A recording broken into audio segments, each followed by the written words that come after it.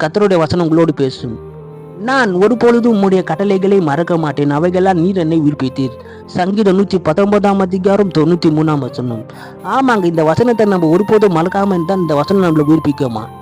இதுக்கு உதாரணமா ஒரு ஸ்டோரி சொல்றோம் பாருங்க. ஒரு கற்பனை இருந்துக்கிறாங்க, அவன் பேபலை பச்சின்னு இருந்துக்கிறான். அந்த சைடா ஒரு வெள்ளையம் வந்துக்கிறான். இந்த கற்பனை பார்த்து அந்த வெள்ளையம் பார்த்து சின்ன இருந்துக்கிறான். இந்த கற்பனை கடுப்பாயிட்டு ஒரு வார்த்தை சொன்னான்.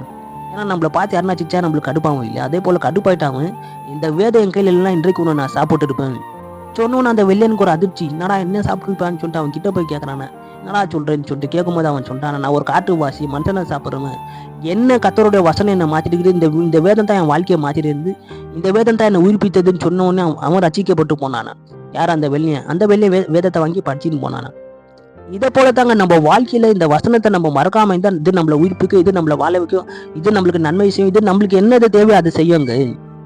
ஒருபோதும் இந்த கட்டளை நம்ம மறக்காதபடிக்கு இருந்தா கர்த்தர் நம்ம வாழ்க்கையில நன்மையை செய்வார், நம்மளை உயிர்ப்பிப்பார். எதில் உங்களுக்கு உயிர்ப்பிக்காம இருக்கிறதோ அந்த விஷயத்துல கர்த்தர் நம்மளை உயிர்ப்பிப்பார்.